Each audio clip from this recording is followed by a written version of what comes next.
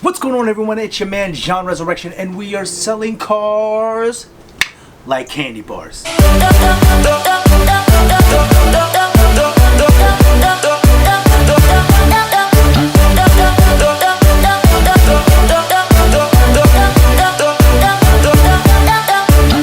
Welcome back, everybody, for Confessions episode 12. And today what we're going to be talking about is process.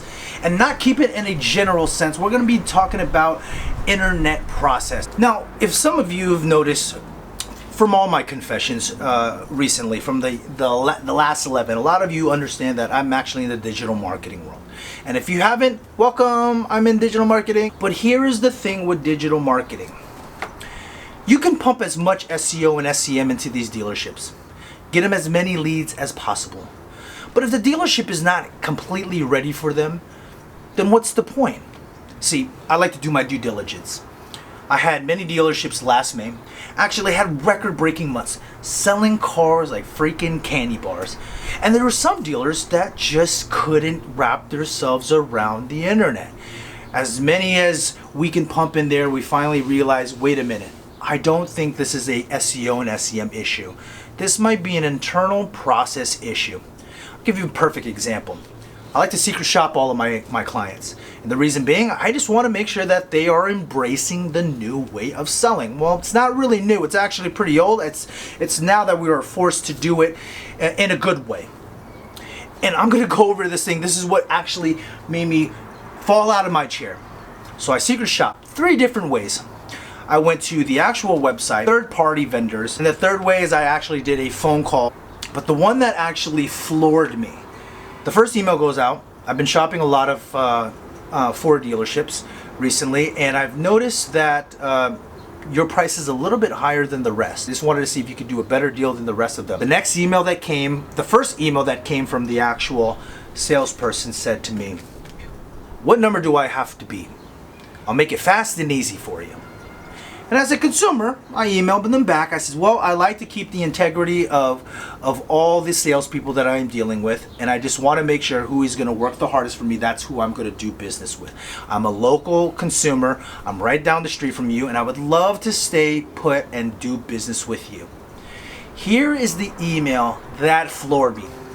John, though I understand you want to be respectful of the others, I'm in the business to sell cars, not quotes.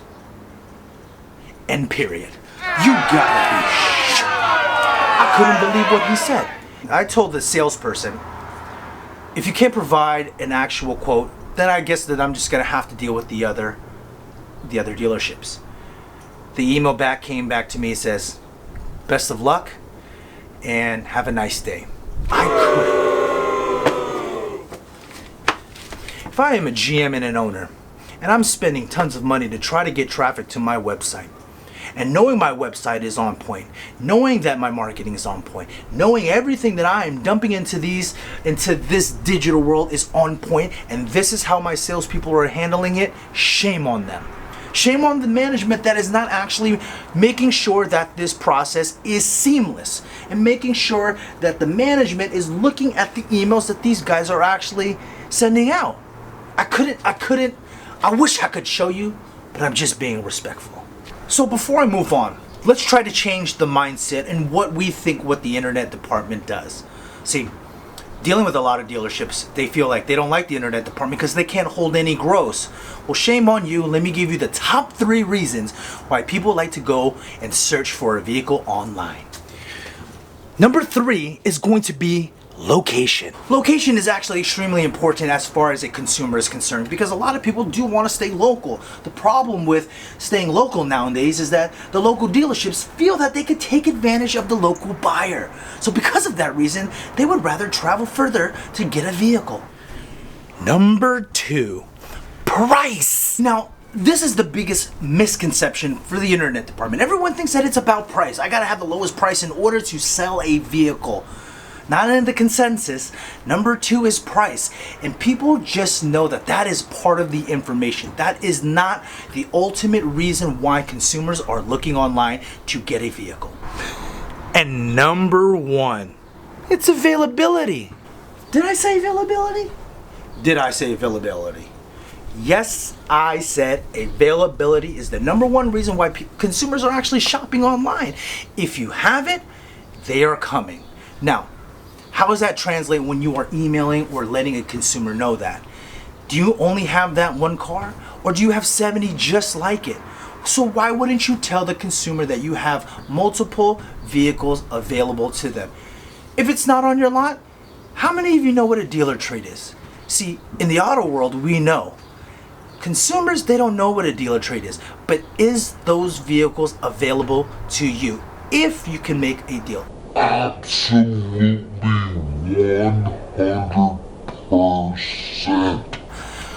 But you have to let them know, you have to be very transparent that you are able to obtain one of those vehicles and letting them know that you can get it if the deal is right for them.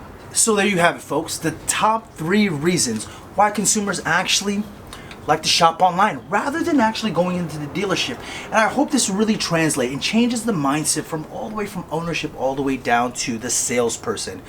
Taking those 3 key factors and putting it into your first emails goes a long way. Location, not a problem. We can deliver the vehicle to you if you can't make it this far. 2, giving them the price of the vehicle, give them the freaking quote. It's a part of the information. And letting them know this is what it's gonna cost you. And 1, obviously the availability, which is the number 1 reason why someone wants to come to your dealership. If it's there, they will come. You just have to let them know that it's available. And you don't just have that one, but you have a plethora of these vehicles that you can actually sell them. So, build your process, making sure that everyone's on the same page. If you can't find the solution, please let MXS Solutions figure it out. And this will help you guys keep selling cars like candy bars. Late.